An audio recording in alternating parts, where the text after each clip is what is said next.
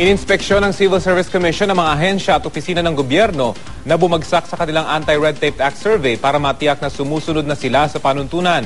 Paalala pa nga ng Civil Service Commission, dapat gabayan ng mga kawani ng gobyerno ang publiko, lalo na kung komplikado ang kanilang gagawing transaksyon at maraming requirements.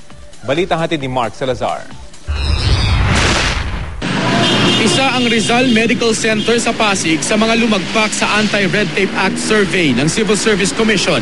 Personal na dumalaw si CSC Chairman Francisco Duque para siguruhing sumusunod na. The deficiencies are really just in the area of compliance with the ARTA law, which is the Anti-Red Tape Act of 2007.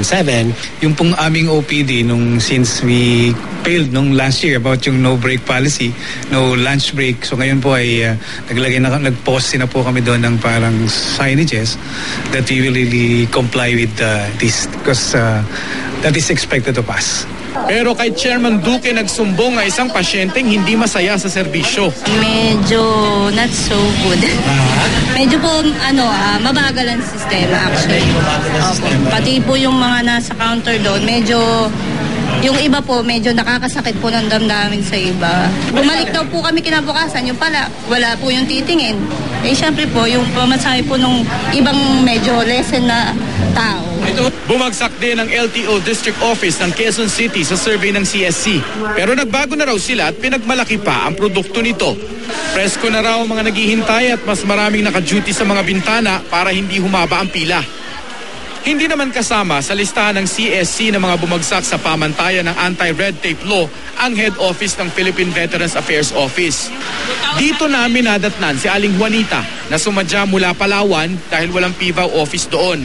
Ang kanyang misyon, maipalipat sa kanyang ina ang 5,000 pesos na pensyon ng amang World War II veteran na namatay noong 2011. Madali lang dapat ang prosesong dadaanan ni Aling Juanita kung kumpleto siya ng papeles. Death certificate at proof of marriage po nila. Marriage certificate, death certificate. Basically yon, tsaka valid ID nung applicant para malaman din naman kung pagkatao niya, yung siya ba yon. Tsaka we also require now yung Senomar, proof of no other marriage from NSO. Dito sa frontline, ini-explain naman. Kaya just so happen maraming tao.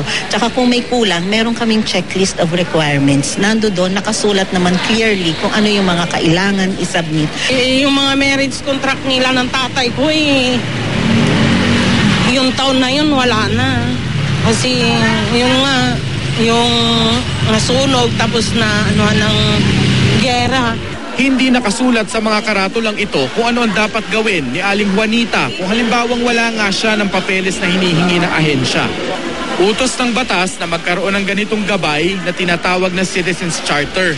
Pero inuutos din ng Anti-Red Tape Act na kapag wala sa karatulang ito ang komplikadong transaksyon, may dapat ginagabayan ng mamamayan ng kawani ng ahensya. May bili ng CSC sa susunod na magtungo sa anumang ahensya ng gobyerno, huwag papayag na minemenos at pinagsisigaan ng mga kawani dahil merong Anti-Red Tape Law. Magsumbong sa numerong 0918-881-6565 o sa CSC Hotline 16565. Mark Salazar, GMA News.